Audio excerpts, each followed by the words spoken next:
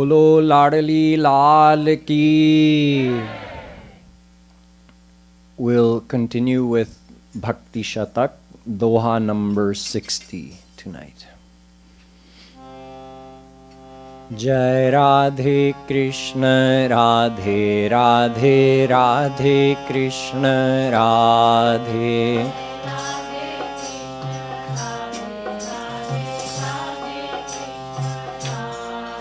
Jai Radhe Krishna Radhe Radhe Radhe Krishna Radhe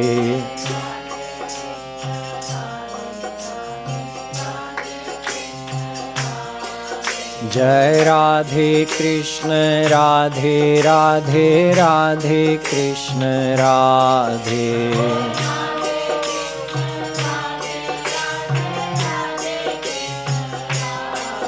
Jai Radhe Krishna Radhe Radhe Radhe Krishna Radhe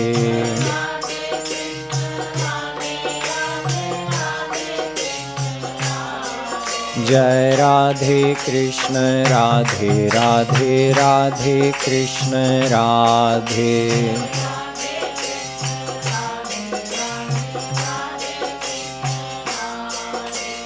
Jai Radhe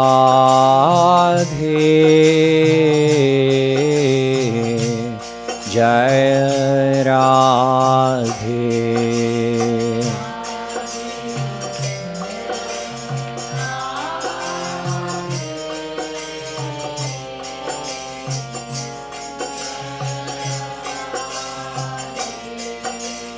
Radhe Jai Radhe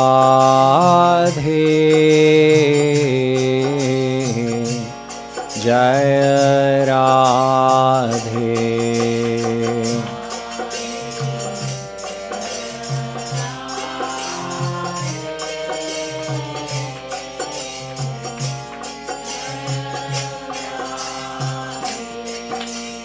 Krishna Jaya Krishna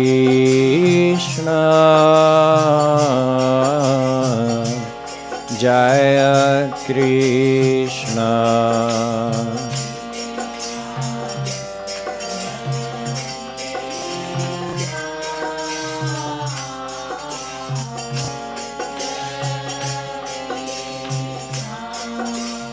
Krishna Jaya Krishna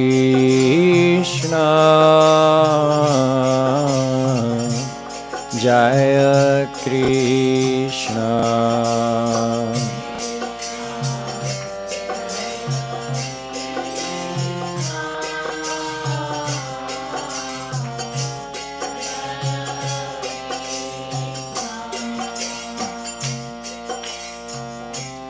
Dui Maya एक विद्या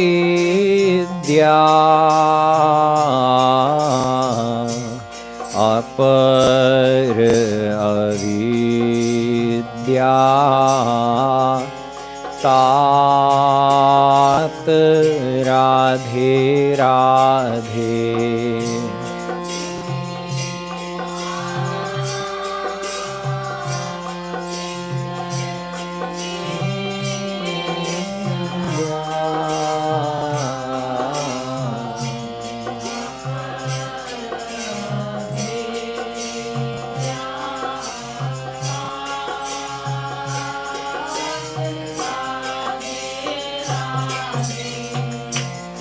जाति अविद्या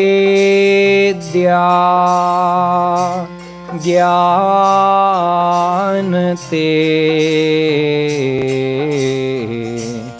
विद्या भक्ति जात राधे राधे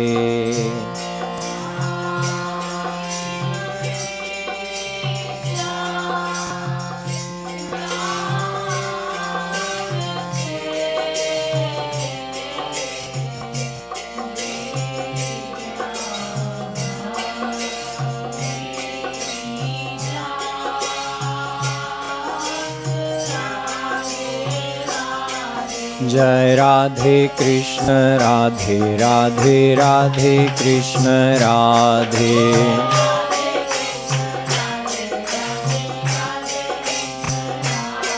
जय राधे कृष्ण राधे राधे राधे कृष्ण राधे।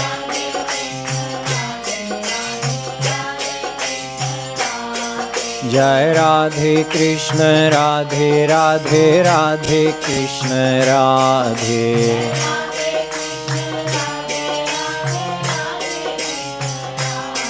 जय राधे कृष्ण राधे राधे राधे कृष्ण राधे।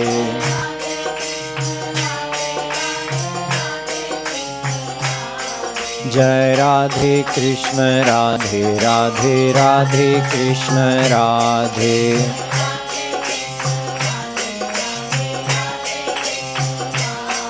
जय Radhe Krishna Radhe Radhe Radhe Krishna Radhe.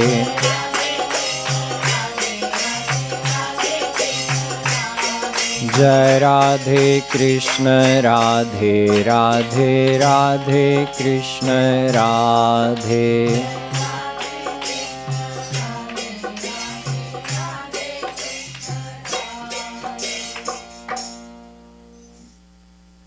As I've been doing the last few nights, I'll explain each doha briefly in both Hindi and in English. इसको बंद। दुई माया इक विद्या अपर अविद्या तात, जातीय विद्या ज्ञान ते विद्या भक्ति ही जात। माया दो प्रकार की होती है। एक का नाम है विद्या माया, एक का नाम है अविद्या माया। कुछ लोग कहते हैं कि क्या ये संसार सत्य है कि असत्य है। कब से चला आ रहा है ये शास्त्रार्थ। कुछ संत लोग भी कहते हैं नहीं ये संसार कुछ नहीं है, कुछ संत लोग कहते हैं नहीं ये सच है। तो जगत गुरु श्री कृपालु जी महाराज ने समन्वय किया है कि नहीं दोनों सही हैं। जो कहता है कि संसार कुछ नहीं है, संसार असत है, वो भी ठीक कह रहे हैं इस, और जो कहता है कि ये नहीं ये संसार सच है, वो भी ठीक कह रहे हैं। क्योंकि संसार के दो रूप हैं, माया के दो रूप हैं। एक विद्या माया, ये विद्या माया भगवान की शक्ति है। ये विद्या, इस विद्या माया से ये बाहर वाला संसार बनता है। उसको गुण माया भी बोलते हैं, गुणावरिका माया या संक्षिप्त में गुण माया। दैवी ह्येषा गुणमयी मम माया दुरत्यया। गीता श्री कृष्ण बताते हैं कि ये माया, जिस माया से संसार बना है, वो मेरी शक्ति है। भले ही वो जड़ हो, वो त्रिगुणात्मक है और मेरी शक्ति है, तो वो सत्य है। भगवान की कोई शक्ति असत नहीं हो सकती है। तो भगवान सत्य है, उनकी शक्ति माया सत्य है, और इस संसार जो माया से बना है वो भी सत्य है। इस संसार में भगवान भी व्याप्त हैं, तो संसार है। अरे हम लोग सब देखते हैं ना, यहाँ एक किताब है, कोई इसको देखकर सेब नहीं समझ रहा है, सबको किताब दिख रहा है। तो यदि ये संसार, ये बाहर वाला संसार हमारे कल्पना से बनता, तो हम सब अलग अलग देखते हैं। हर एक चीज़ सबको अलग अलग रूप में दिखता, लेकिन ऐसा नहीं है। यदि ये संसार सच नहीं होता तो हम ऐसे मन से जो भी मन में आया हम बना सकते। जैसे मन में जो भी सोचा आप बना लेते हैं अपने मन में।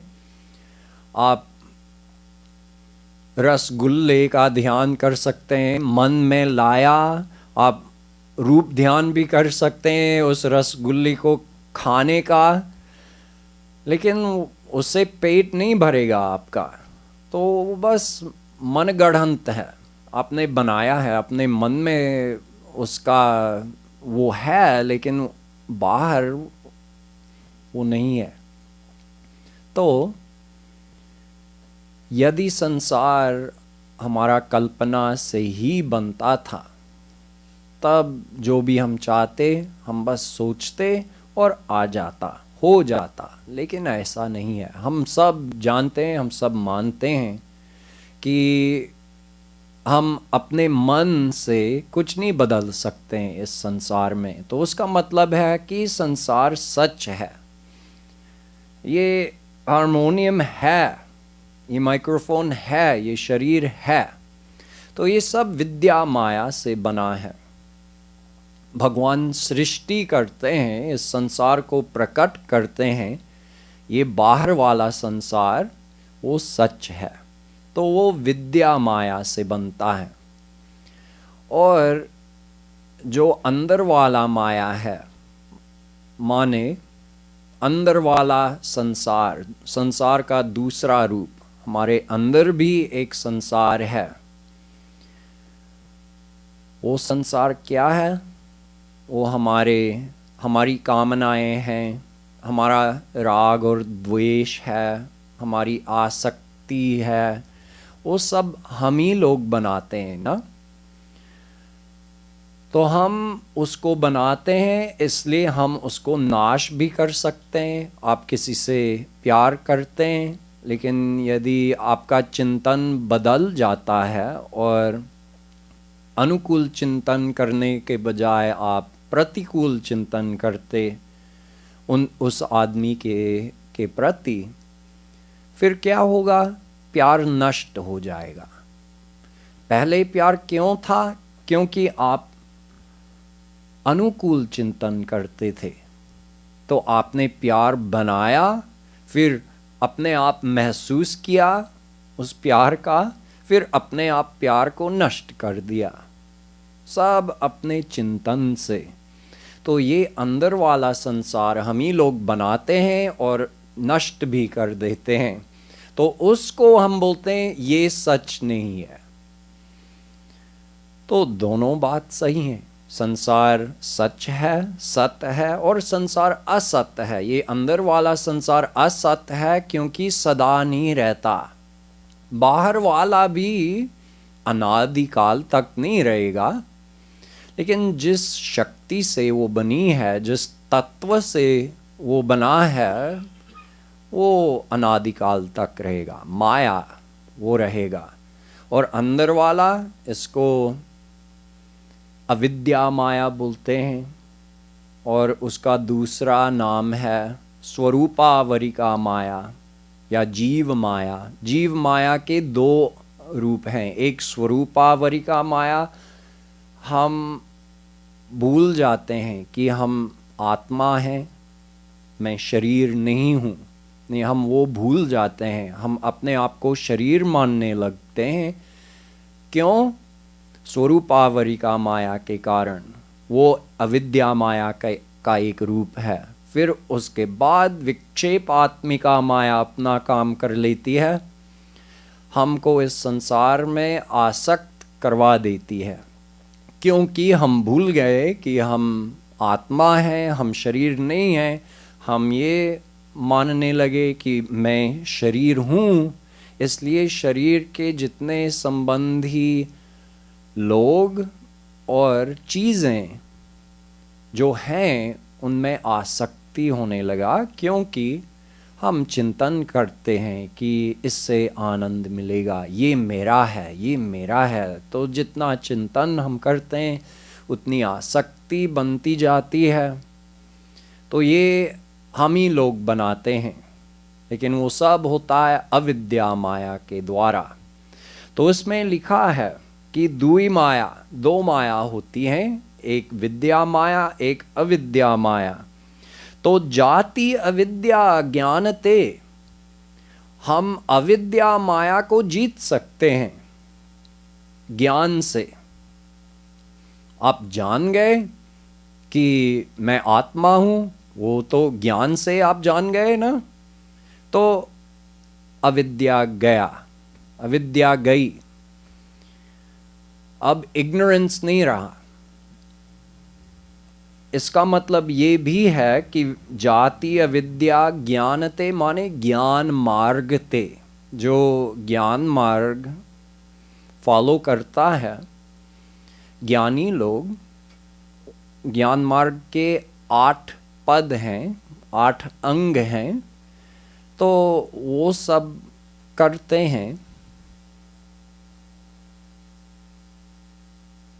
विवेक, वैराग्य, समाधि, षट संपत्ति, मुमुक्षुत्व, श्रवण, मनन, निदिध्यासन, समाधि, ऐसे करते करते अविद्या को जीत सकते हैं, ज्ञानी कर सकता है। लेकिन वो उसके बाद वो आगे नहीं चल सकता है। अविद्या को जीतने का मतलब है आत्मज्ञान प्राप्त कर लिया उसने, वो जान गए कि मैं आत्मा हूं। लेकिन विद्या माया को जीत नहीं सकता है, क्योंकि विद्या माया भगवान की शक्ति है और कोई भी भगवान को जीत नहीं सकता है। भगवान की शक्ति और भगवान बराबर होते हैं। मतलब माया तो भगवान की के बल से सब कुछ करती है ना, तो उसका मतलब है जितना बलवान भगवान होते हैं उतनी ही बलवती माया ही है। तो कौन माया को जीत सकता है? कोई नहीं। तो ज्ञानी लोग भी भक्ति, ज्ञानी लोगों को भी भक्ति करनी पड़ती है, क्योंकि भक्ति से ही विद्या माया जाती है, और विद्या माया को जीतने के बिना मुक्ति नहीं होती है, आनंद प्राप्ति नहीं होती है। तो ज्ञानी लोग भी भक्ति करते हैं। ये सब इस दोहे में और आने वाले 4-5 दोहे में श्री महाराज जी समझाते हैं भक्ति की महिमा के बारे में। कोई भी मार्ग के बारे में निर्णय करने के लिए 5 चीज होते हैं: अन्वय, व्यतिरेक, अन्य निरपेक्षता, सार्वत्रिकता और सनातनत्व। ये 5 पॉइंट सब होना चाहिए, तभी उस मार्ग को सही मान सकता है। तो अन्वय का मतलब है क्या इस मार्ग से लक्ष्य प्राप्ति हो सकती है। लक्ष्य जो है आनंद प्राप्ति, भगवान को प्राप्त करना, और दुख निवृत्ति माने माया निवृत्ति। तो क्या इस मार्ग से माया निवृत्ति हो सकती है, आनंद प्राप्ति हो सकती है? ये अन्वय है। व्यतिरेक, क्या इस मार्ग के बिना लक्ष्य प्राप्ति नहीं हो सकती है? ये व्यतिरेक। फिर तीसरा, अन्य निरपेक्षता, क्या ये मार्ग कोई दूसरे मार्ग की अपेक्षता करती है? ये डिपेंड करता है कि इस मार्ग के बिना ये सफल नहीं होगा। नहीं, किसी की हेल्प की जरूरत नहीं है, अपने आप ये मार्ग कोई भी जीव ले जा सकता है अपने लक्ष्य तक। और 4, सार्वत्रिकता। इसका मतलब है कि क्या सभी इस मार्ग को फॉलो कर सकते हैं या कोई खास अधिकारित्व है। और 5, सनातनत्व, कि क्या ये मार्ग सदा रहता है और जो फल ये मार्ग देता है? क्या वो फल कभी एक दिन समाप्त हो जाता है या सदा के लिए रहता है? ये 5 निर्णय करने के लिए पॉइंट्स हैं। तो इसमें इस जो दोहे हमने अभी देखा है, इसमें एक पॉइंट है कि क्या इस मार्ग से हम अपने लक्ष्य को प्राप्त कर सकते हैं। तो ज्ञान मार्ग के बारे में बताया गया है कि नहीं हो सकता है, भक्ति के बिना नहीं हो सकता है, क्योंकि ज्ञान मार्ग से आप अविद्या माया को जीत सकते हैं। आप वो सारा अटैचमेंट, कामनाएं, वो सब आप खत्म कर सकते हैं ज्ञान मार्ग के द्वारा। आप अविद्या, नासमझी को समाप्त कर सकते हैं, लेकिन माया शक्ति को समाप्त नहीं कर सकते हैं। आप माया शक्ति से परे नहीं हो सकते हैं ज्ञान मार्ग से ही।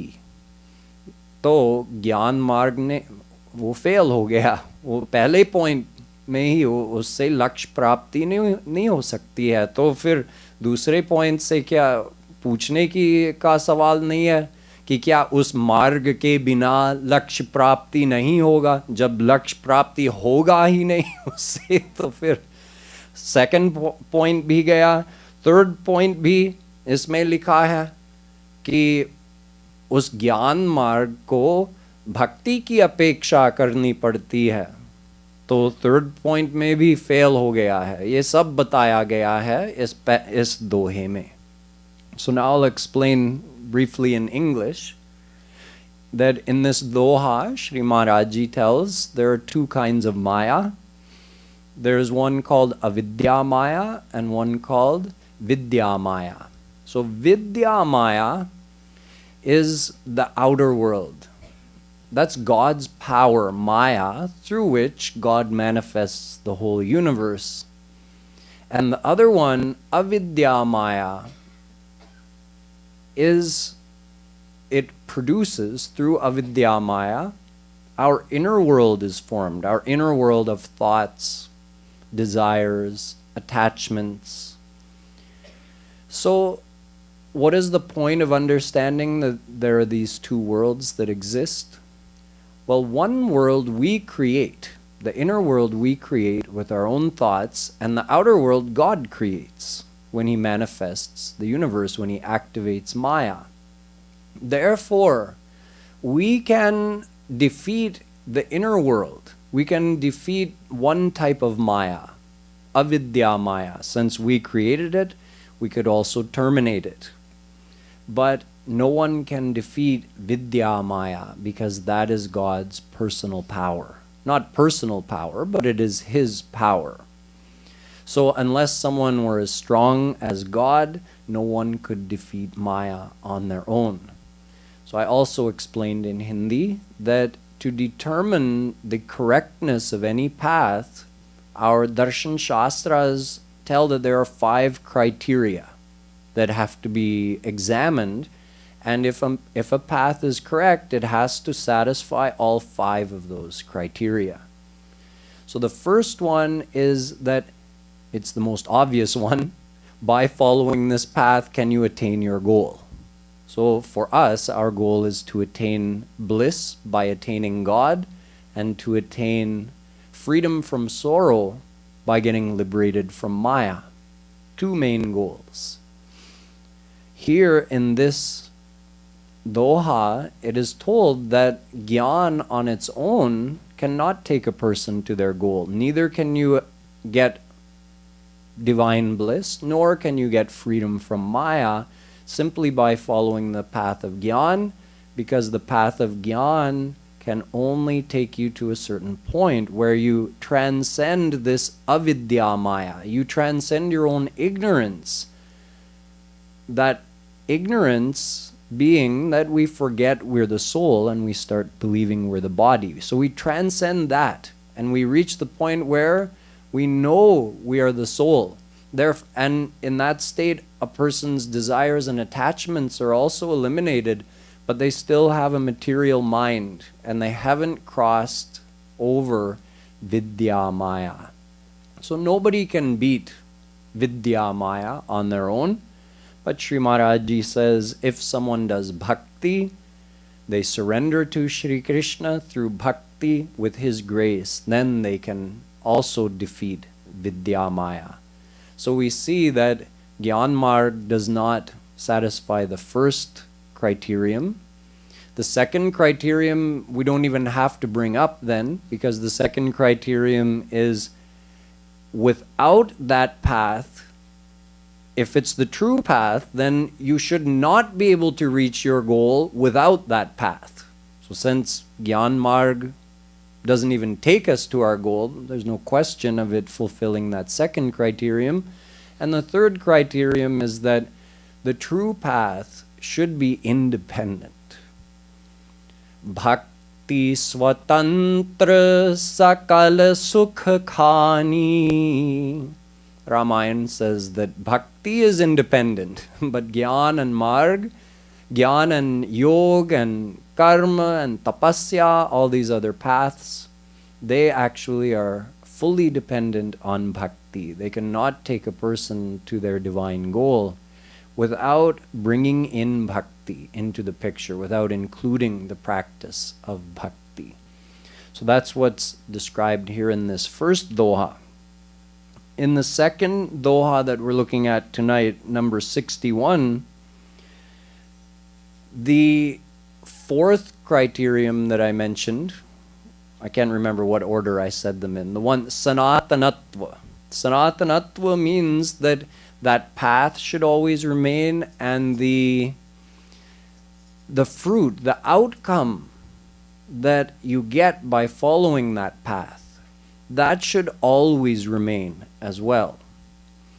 So here Sri Maharaj Ji says, Jnana mare de mukti pad, karma mare de swarg, amara rahe ik bhakti hi, chahana swarg apavarg. The first line says that Gyan dies after it gives you mukti. Gyan, knowledge, see what happens. The Gyani basically has, you could say, two types of liberation. One, when he is Jivan Mukt, he's still in his body, and one after he leaves his body. So when the Gyani, through Gyan Marg, okay, through knowledge, and once he surrendered to God, he's leaving that point out here for the sake of brevity, but once Gyan has given you liberation, what happens? Gyan dies. Why? Let's say during he's still in his body, so he still has a mind, and now he's absorbed in the bliss of formless God. So in that state, like a Brahmalin Samadhi, the knower, the one that he knows, and the knowledge, they all become one. So they all become lean. So in that state, there's no knowledge of anything actually. The knowledge has also become lean, means it merged. It all merged together. So even in that exalted state of the Gyani, knowledge is finished. And then once the Gyani gets absolute liberation, when he leaves his body, he also leaves his mind. He gets freedom from Maya. Mind was part of Maya, so that's also gone. Now he merges into formless God. Now there's no question of knowing anything because his mind dissolved back into Maya and he wasn't given a divine mind. So in that state also there's no Gyan. So this is why Jnana mare de mukti pad. Having given liberation, Gyan dies. Karma mare de swarg. Through good actions, you can attain the celestial abodes as a reward for your good actions. How long does that last?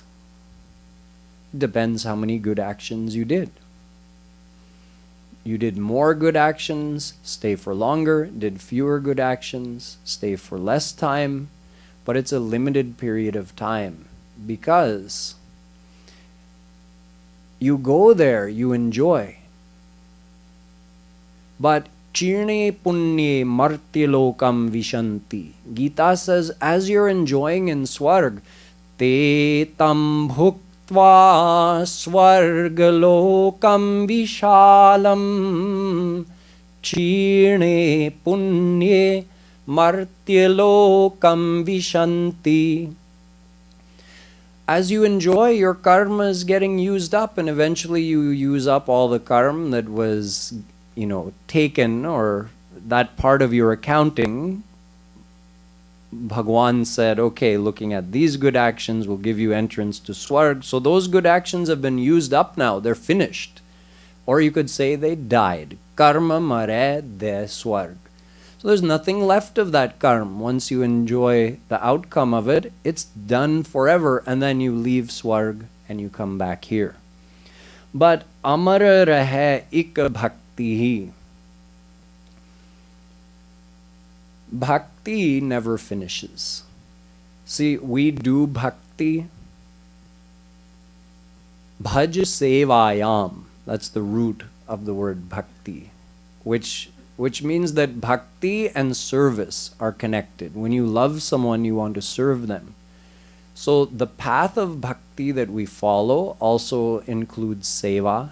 It includes loving God, desiring to serve Him, engrossing our mind in thinking of Him. So that's the path we call sadhana bhakti. That path takes us to the point of 100% heart purification.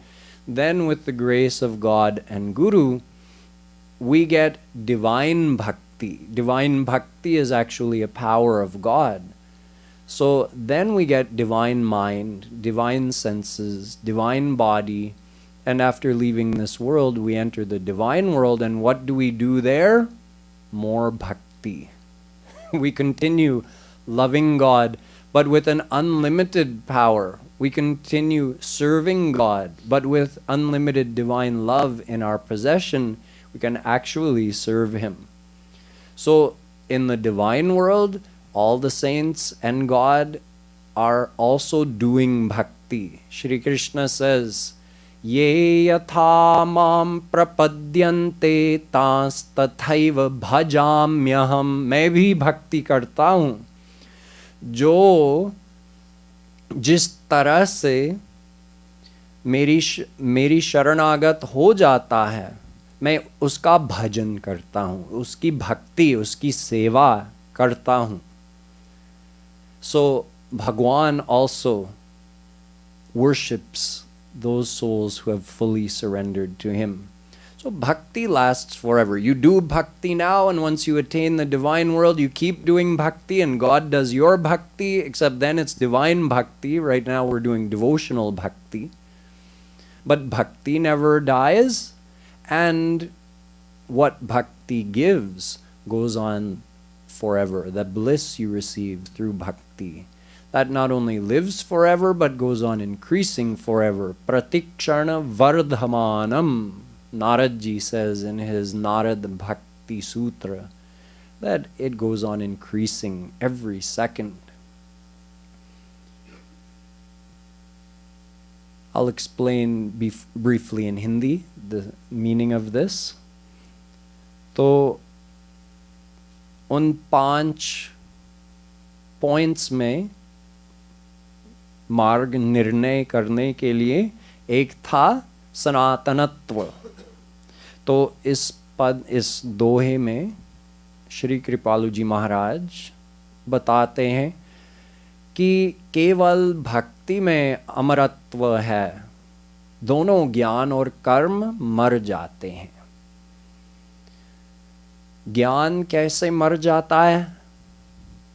ज्ञान मरे दे मुक्ति पद. तो ज्ञान ने अज्ञान को नष्ट कर दिया और स्वयं भी मर गया, क्योंकि वो समाधि में चला जाता है. उस समय ज्ञान नहीं है, क्योंकि त्रिपुटी समाप्त हो जाती है. त्रिपुटी का मतलब है ज्ञेय, ज्ञान और ज्ञाता। ज्ञाता माने जानने वाला, ज्ञेय माने जानने योग्य जो चीज है, और ज्ञान, तीनों एक हो जाते हैं तो कौन किसको जाने। ज्ञान समाप्त समाधि में, और फिर मुक्ति पाने के बाद तो कंप्लीटली सदा के लिए समाप्त हो जाता है, क्योंकि ज्ञानियों का मन ही नहीं है। मुक्ति के बाद उनका जो मायिक मन था, अंतःकरण था, उस उपाधि से वो समाधि का अनुभव कर रहे थे, उस उपाधि से उनको ज्ञान हो रहा था, लेकिन वो उपाधि ही समाप्त हो गया, नष्ट हो गया। जब कैवल्य मोक्ष मिल जाता है उनको, शरीर भी यहीं रहता है, मन भी समा जाता है माया शक्ति में, केवल आत्मा रहती है, और आत्मा अंतःकरण के बिना कुछ न सोच सकता है, न जान सकता है। वो आत्मा ज्ञाता तो है लेकिन उसको मन चाहिए जानने के लिए। तो जब मन नहीं है, ज्ञान भी नहीं हो सकता है, इसलिए ज्ञान मुक्ति देकर स्वयं मर जाता है। और कर्म, आप जानते ही हैं कि कर्म, जो कर्म करता है, अच्छा कर्म करता है, उसका फल स्वर्ग, पुण्येन पुण्यलोकम नयति। मुंडकोपनिषद बताती है कि पुण्य करके कोई स्वर्ग जाता है, जा सकता है, लेकिन कब तक, वो उस पर निर्भर है कि उसने कितना पुण्य किया है। और जब तक वो रहता है स्वर्ग में, उसका पुण्य क्षीण होता जाता है, तो वो एंजॉय कर रहा है, वो भोग कर रहा है, और उस भोगने से उसका पुण्य समाप्त होता जा रहा है। तो कर्म स्वर्ग पहुंचा देता है और स्वयं मर जाता है, फिर आपको वापस यहीं आना पड़ता है। लेकिन भक्ति कभी नहीं मर जाती है। अभी हम भक्ति कर रहे हैं, इसको साधना भक्ति बोलते हैं। हम प्रयत्न कर रहे हैं, भगवान से प्रेम करने का प्रयत्न कर रहे हैं, इसको भक्ति भी बोलते हैं। और भगवान को पाने के बाद क्या करेंगे हम? भक्ति। उस समय परिश्रम नहीं पड़ता है, तब तो नेचुरल हो जाता है, स्वाभाविक भक्ति होती है दिव्य लोक में, गोलोक में। भगवान भी अपने भक्तों की भक्ति करते हैं और भक्त लोग भी भगवान की भक्ति करते हैं, दोनों एक दूसरों की सेवा करते हैं। तो लेकिन भक्ति रहती है, देखो वो मरी नहीं, कभी मरती नहीं। और क्या दिया है वो भक्ति? भक्ति का दूसरा नाम है प्रेम। तो एक दिव्य प्रेम होता है, प्रेमाशक्ति, एक प्रेम तत्व होता है, भगवान का सबसे अंतरंग तत्व है, उनकी सबसे पर्सनल पावर है। तो वो जीवों को भी मिलता है, भगवान दे देते हैं। जब अंतःकरण की शुद्धि हो जाती है पूर्णतम, तब भगवान वो प्रेम दे देते हैं। तो उस प्रेम का दूसरा नाम है प्रेमा भक्ति।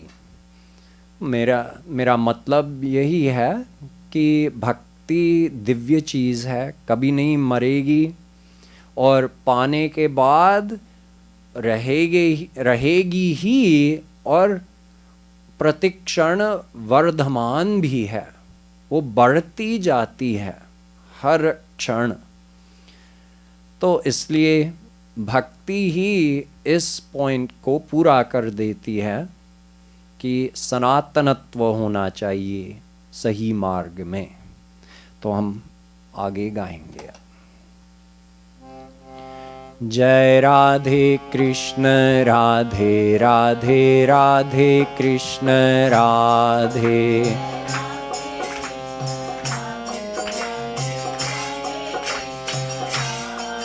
जय राधे कृष्ण राधे राधे राधे कृष्ण राधे।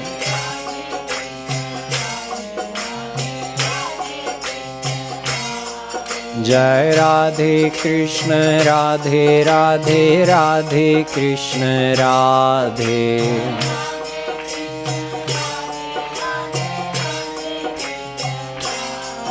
जय राधे कृष्ण राधे राधे राधे कृष्ण राधे।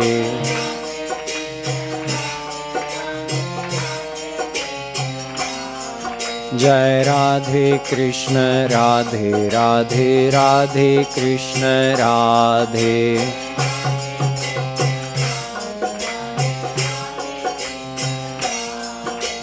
जय राधे जय राधे।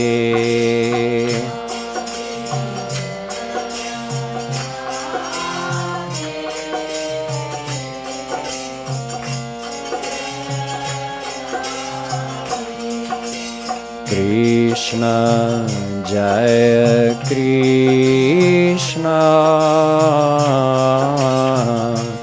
जय कृष्ण।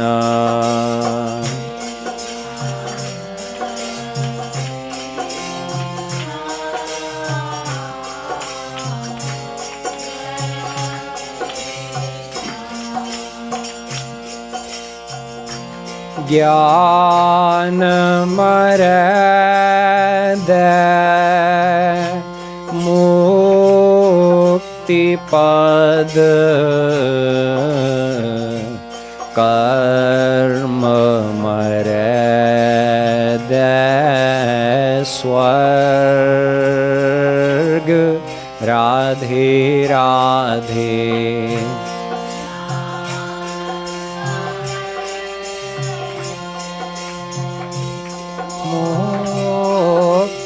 पद कर्म मरद स्वर्ग। अमर रहे एक भक्ति चाह न स्वर्ग अपवर्ग राधे राधे।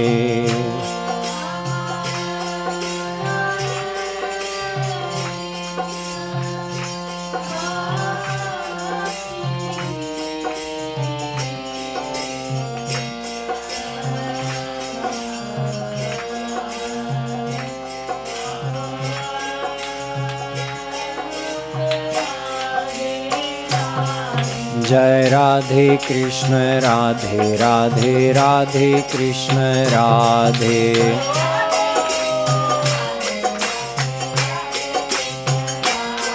जय राधे कृष्ण राधे राधे राधे कृष्ण राधे।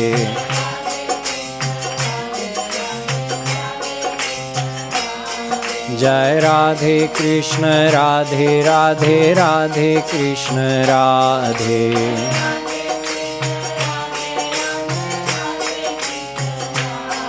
जय राधे कृष्ण राधे राधे राधे कृष्ण राधे।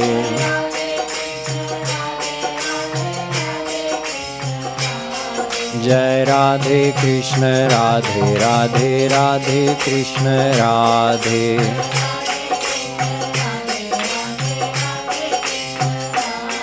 जय राधे कृष्ण राधे राधे राधे कृष्ण राधे।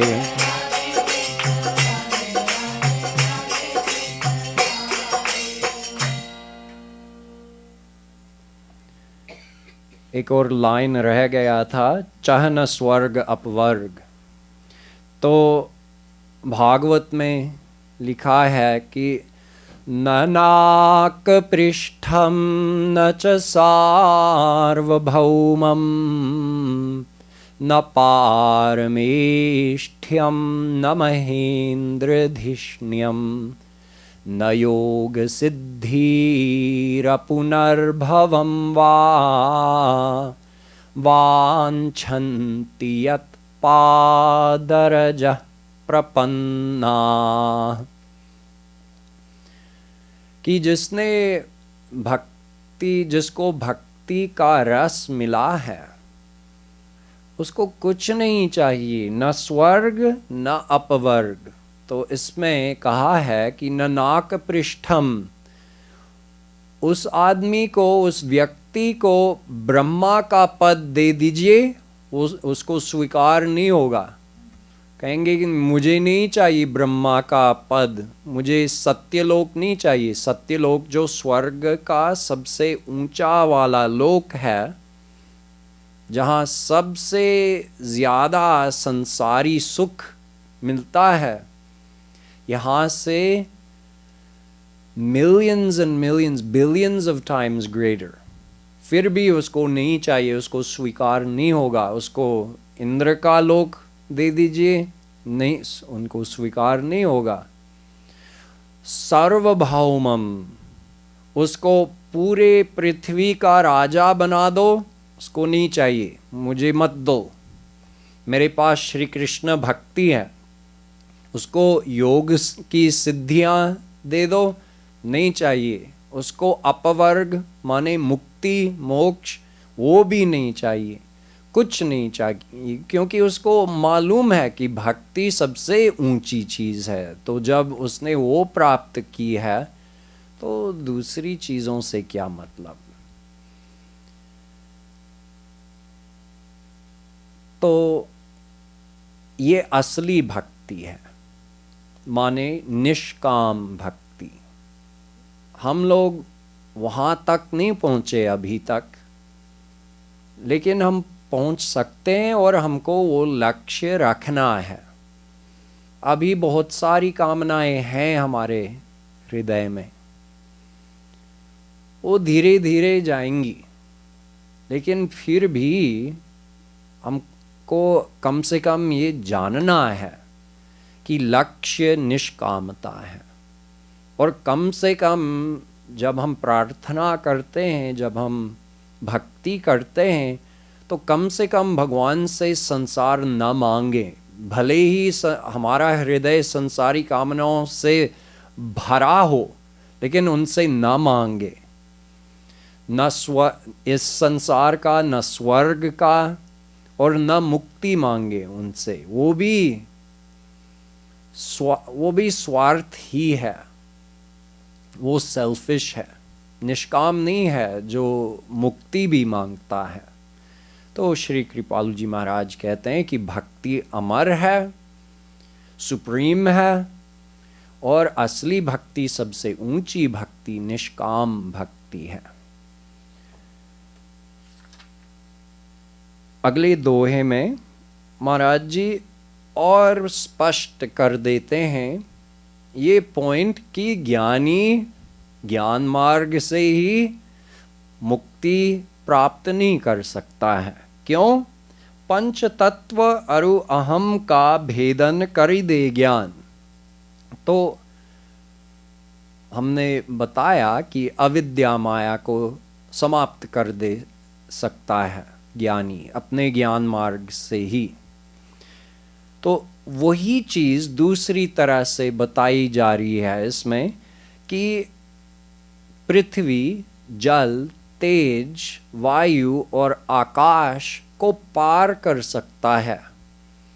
ये जो पंच महाभूत हैं, ये भी माया का विकार है, माया का एक रूप है। तो ज्ञानी लोग उसको पार कर सकते हैं। पृथ्वी, जल, तेज, वायु, आकाश और एक और अहंकार को भी पार कर सकते हैं, लेकिन वो लिमिट है उस सीमा के बाद नहीं जा सकता है। और उसके बाद दो और माया हैं, एक का नाम है महान, एक का नाम है प्रकृति, माने मूल प्रकृति माया, जो ओरिजिनल माया है।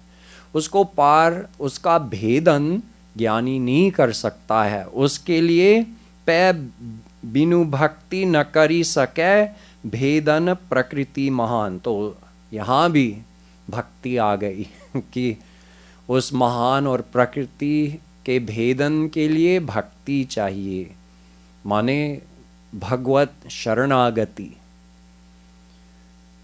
फिर उनकी कृपा से वो ज्ञानी तर लेते हैं।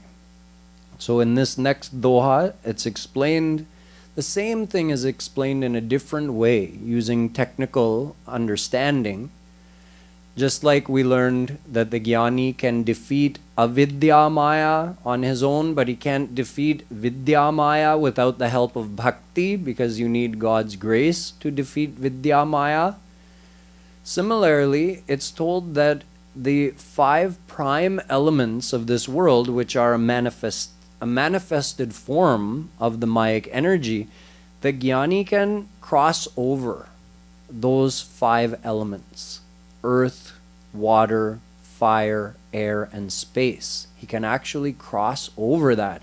And one more step beyond that, ahankar, it's a stage of our own mind. He can cross all of that after many, many lifetimes of practice of the path of knowledge. He can succeed in doing that, but he's still got 2 more stages to cross. It's called Mahan and Prakriti. Prakriti is the original state of Maya, and Mahan is the initially activated state of Maya, when God just activates Maya. So these are the 2 most subtle forms of the Mayic energy, which the jnani cannot pass over on his own. He has to do bhakti, and only with the help of bhakti through God's grace can the jnani cross over Maya. After this, more points are described. The question of who is qualified to follow the path of jnana or karma or bhakti, remembering that sarvatrakita is one of the conditions, or one of the criterion that have to be fulfilled by the correct path. So, in other words, the true path should be available to everyone. Anyone should be able to follow it. Sarvatrakita. But not all paths are available, or not everyone would be qualified to follow every path. So what Jagadguru Shri Kripaluji Maharaj says about that point, we'll see tomorrow. And now we'll finish chanting this last doha that I just explained. Doha number 62.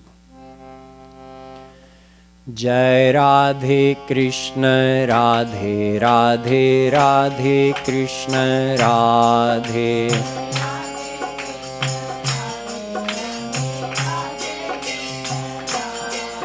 Jai Radhe Krishna Radhe Radhe Radhe Krishna Radhe.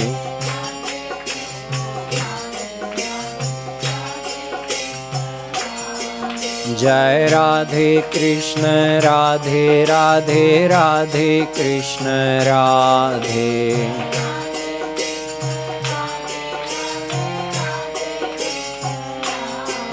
Jai Radhe Krishna Radhe Radhe Radhe Krishna Radhe.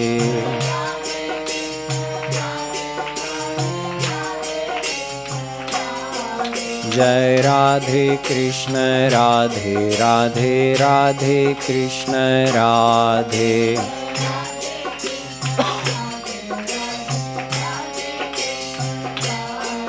Jai Radhe Krishna Radhe Radhe Radhe Krishna Radhe.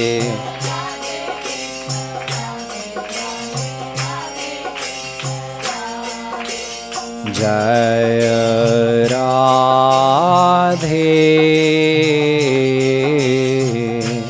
Jai Radhe.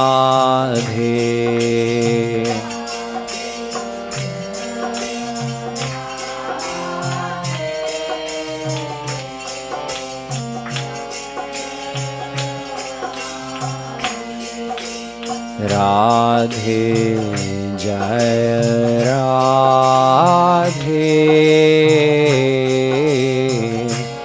Jai Radhe.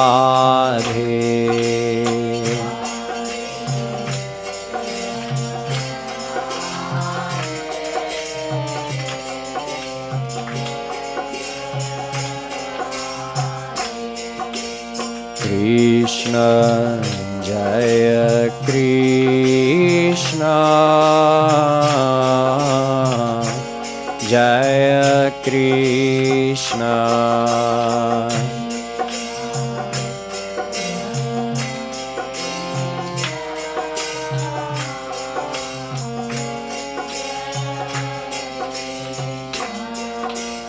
Krishna जय कृष्ण जय कृष्ण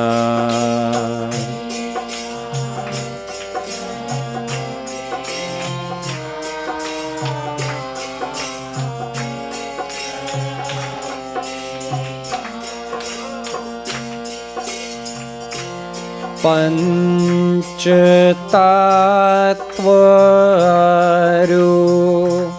अहम का भेदन करी दे ज्ञान राधे राधे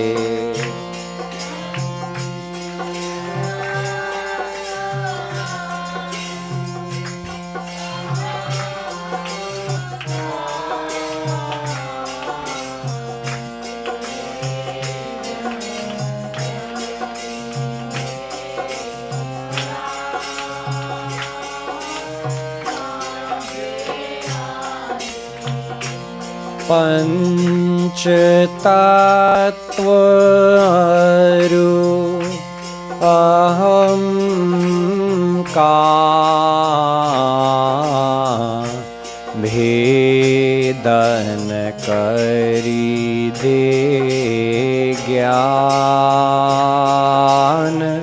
राधे राधे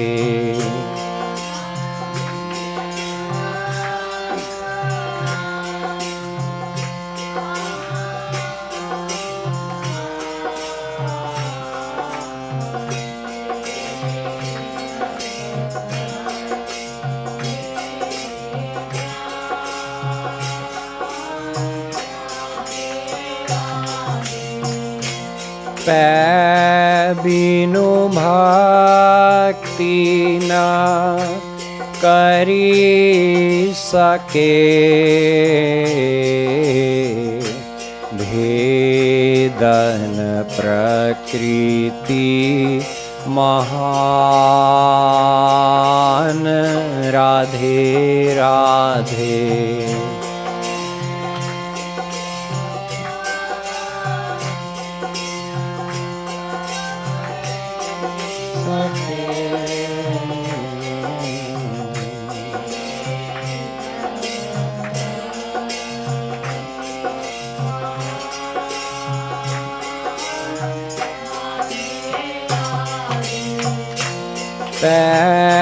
बिनु भक्ति न करी सके भेदन प्रकृति महान राधे राधे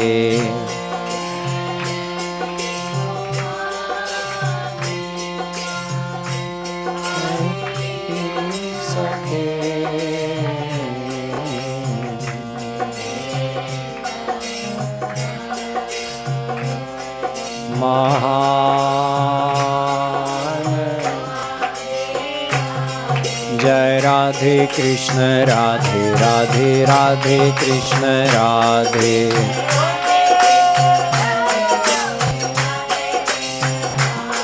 जय राधे कृष्ण राधे राधे राधे कृष्ण राधे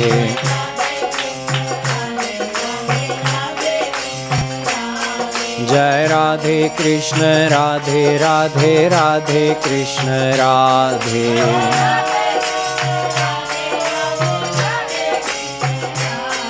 जय राधे कृष्ण राधे राधे राधे कृष्ण राधे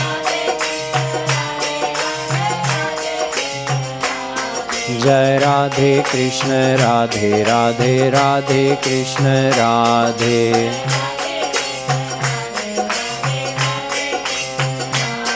जय राधे कृष्ण राधे राधे राधे कृष्ण राधे।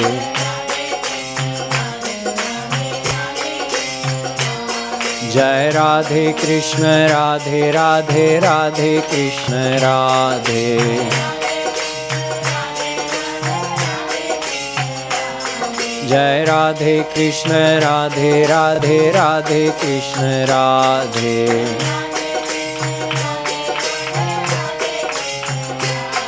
जय राधे कृष्ण राधे राधे राधे कृष्ण राधे।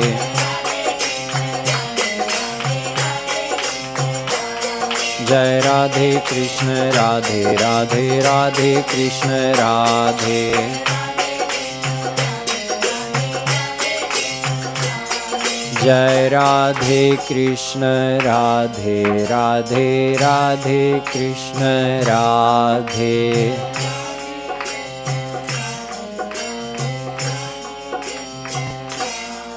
अलबेली सरकार की, श्रीमद् सद्गुरु सरकार की जय। जय श्री राधे। जय जय श्री राधे। जय जय श्री राधे।